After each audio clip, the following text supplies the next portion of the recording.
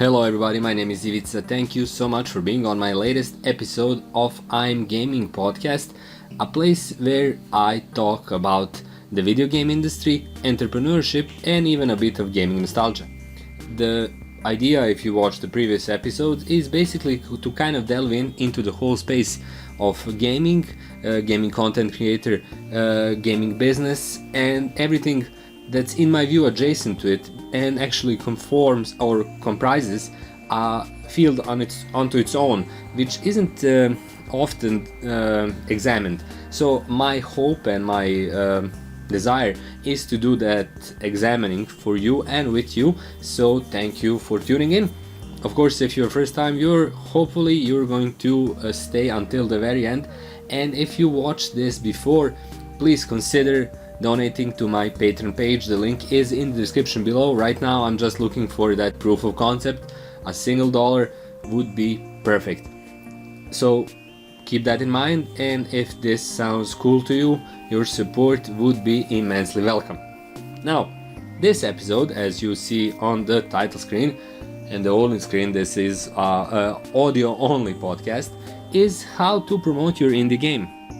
Now I know this isn't a topic that's rarely discussed. It's discussed all of the time inside of the gaming community, both in the mid-core, hardcore, casual, it doesn't matter. Whatever is your point of interest in selling games to whatever audience, you're constantly worried and thinking about how to do it better. Now, this is a whole science basically for more than 3 decades, actually going all the way to the time of Atari and all those first consoles, how to actually present, promote, and successfully market games in any kind of a field, in any market. It's a tough one. It's getting tougher as time goes by, even though the whole market is growing constantly. Literally every segment of gaming is in a state of an expansion ever since I think the crash of the console crash in the early 1980s. The video game industry is expanding. Yet the problem of promoting games continues to be something that everyone struggles with it, basically across the board. The most struggle is naturally seen in the indie community. This is expected. If you're an indie game developer, indie game dev, you don't have a lot of money. And there's this idea that money equals marketing, and the more money you have, the better marketing tools and principles and procedures you can apply. Now, this isn't actually true. Everything is scalable. That's why even huge games can fail, although they have millions of dollars of marketing budget, and they simply waste that money or don't get a high enough return on their investment. In indie games, you often have $0. So in some cases, and in general, when it comes to those no money marketing, the process is a lot simpler because you don't have any place where you can actually screw up completely and waste a bunch of your marketing budget, leaving you with nothing. You do everything on your own and more or less for free, which isn't a bad thing. It's a bad thing if you're expecting huge amounts of money in a short period of time. In that case, you're in a completely wrong industry. I don't want to talk to you about the passion and creating art. That's a whole different topic, and something that I personally never really connected with. I did art, I created works of art of different kinds, but I never found that to be in a clash with its financial potential. So I already talked about this on the podcast. All of the great artists through history, like Renaissance painters, did it for money, and this didn't diminish their artistic value. Especially now, over centuries, their artistic value is even greater when they actually created it. But let's keep that to some different topic and some different discussion. Let's keep this one to the topic of how to promote your indie game. The basic setup here, when you don't have any money, is to, in my view, ignore all those things that you know exist, but you still never explore them, you don't understand them fully, and you don't simply get how they work, like key performance indicators, customer discovery process, the funnels of sale, customer acquisitions, lifetime value of your players. This is all fine and well, this is all part of the marketing process, the serious paid marketing process, but in your case, you can let all of that go from your mind. Cleanse your mind of all those ideas that you don't fully grasp and that just keep bothering you because you always feel like you're missing out on something. You're not. If you can, delve deeply into marketing, become a marketing expert, start experimenting with your money to see what return you get, and that's cool if you want to do it. If you don't want to, I have another principle for you.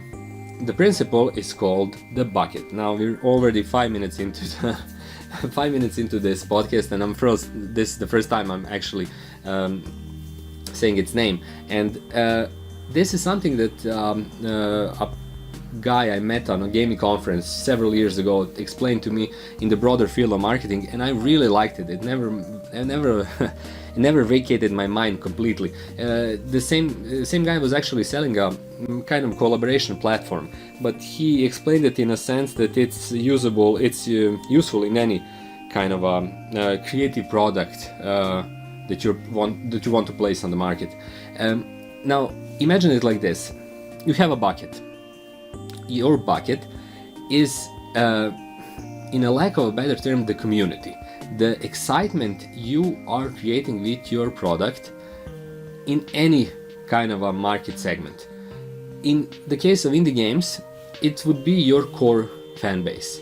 People, even a dozen people, even like 5 individuals that follow your Twitter account and your updates, who really think that you have something interesting. You have your product, you have your game, it's cool, it looks good, it's an interesting concept, it's something innovative, it's something they didn't saw before, it's something they did see before and they want more of it, and you're bringing it to them. It doesn't matter. They just need to be people who are genuinely interested, not in you as a person, so your friends and relatives probably don't work very well as a bucket, but somebody who's actually all about your product or the potential of your product. Your success with your product is the amount of water you're carrying with your bucket. So now this sounds strange, but hear me out. You need to use that bucket, that community, to transport water from point A to point B. Let's say that point B are imaginary sales. Point A is any kind of advertisement energy, any time of advertisement potential you're generating. So for example, let's say, because you don't have any money, that's the basic explanation, basic premise, not explanation, you have a really successful screenshot gift on Screenshot Saturday on Twitter. So you create a GIF, it looks cool, people retweet it, people like it, and you have that, 1,000 retweets, which is a lot.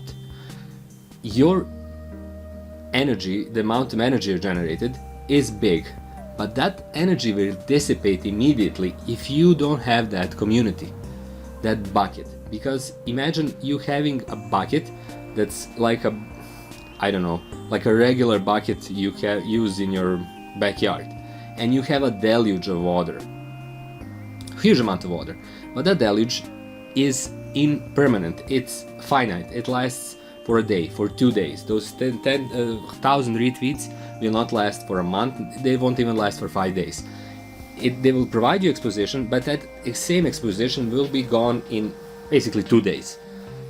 So you have a deluge of water, and you're using your garden bucket to transport that water to point B, the sales. You want people to sign up to your page, or to become followers, or to join your Discord server. Becoming followers is actually a bad moment for any kind of conversion. Much better would be to join your Discord server, for example. You want them to join. All the excitement, all the potential, all the energy you're creating with that deluge is going to be gone, and everything you do get from it, you'll get from that single bucket. That's a garden bucket that you're using to transport tons and tons of water. So you can't actually transport that much. You still have your bucket. So you don't need to focus on that advertisement energy. It will come on its own gradually. Sometimes in smaller amounts, sometimes in larger amounts. But in any case, it will come. The thing you need to focus on is the bucket. How to make the bucket big. So another example would be to say, think about if you didn't have any community at all. You just had like accounts on social media, you started making your game, you just got it out there, and you started paying a lot of money on, for example, Facebook paid ads to get it in front of people. It would do literally nothing for you because you don't even have a bucket, or you do have a bucket but it has a huge hole in it. So no matter how much water you pour into it, it falls through immediately, and thus provides you with absolutely zero value. I know this is hard to explain and it was hard for me to comprehend, because it was like saying, okay, you spend $10,000 on Facebook ads and you get almost nothing for it. It's hard to kind of imagine it, because $10,000 is a lot of money. It's a lot of exposition, a lot of likes, retweets, in this case shares, Facebook fan page likes, but really you get nothing from it if you don't have that core community which will harness that energy of advertisement energy and then be able to transport it, to multiply it, to spread it around. It means literally nothing.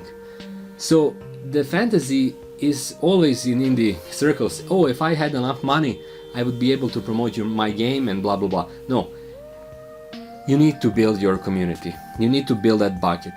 And you build that bucket one person at a time. You build it by consistency, by constantly spreading your message, not spamming, obviously, because people hate that, and then you kind of jeopardize the bucket you already do have, but by being constant with your promotional efforts, by having a clear plan how you promote your game. For example, having your social media accounts that all link to your web page, which has a sign up button where they can join early access, or they can get on your mailing list or join your Discord server. I'm coming back to that Discord server, but it is a huge deal.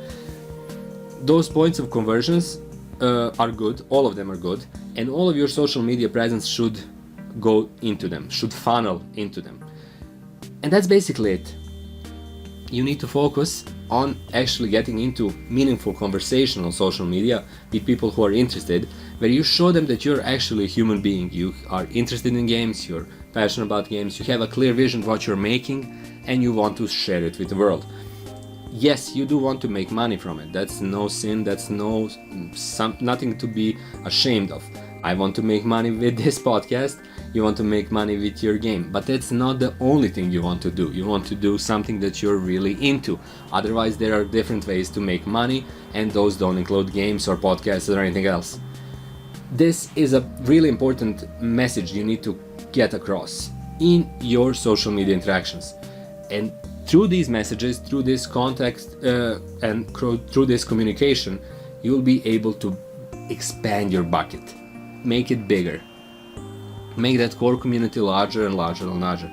And then when you do get some advertisement energy, not 1,000 retweets, but anything, you have something that will that the same energy will stick to and bring another person. Sometimes it will bring two people, sometimes it will bring a person who has access to a indie gaming website, or a gaming podcast, or a gaming channel, who is a content creator who wants to cover your game, and so forth. All of that is good and useful, and you should use it constantly. But the important thing, I need to express this again and again and again, is that core community, core number of people, core group of people who are really into your product. Not you, but your product. It's cool if they're into you as well, if you're like a mini indie dev star, but if you're not, your product is the one that should do all the talking, with you supporting that talk by presenting yourself as a normal developer, someone who's into games and everything else. But at the end of the day, the core community will latch on to the potential, some kind of a potential they see in the product. With that, the bucket gets larger and you have a stable way to promote your indie game. It's scalable. It doesn't mean you'll sell 1 million copies. It doesn't even mean you'll sell 10,000 copies or 100 or 1,000 copies. But it does give you some real lasting potential. And that's the thing you're looking in indie gaming. That's the thing you're looking in indie development in particular, not just indie gaming, indie dev in particular. So build that community, build that bucket, make it larger and larger and larger, and it will allow you to transport that energy from its source to the actual acquisition and conversion points, whatever they might be. At the end, they will be sales. Before that, there will be signups. But in any case, it will give you the potential you're looking for. Basically, that's it. That's the bucket concept on how to promote your indie games. Hopefully you find it interesting. I would love to hear what you think in the comments below. If you're watching the premiere, of course, I hope that you left some chat notes and chat messages. I said on the start, please consider supporting my Patreon page. A single dollar from you would be super welcome and it would make my day. So check out my Patreon page on the link in the description below. And thank you for watching. This was I'm Gaming Podcast episode 4. I hope I see you on episode 5. Until then, my name is Ivica. Thank you so much and bye bye.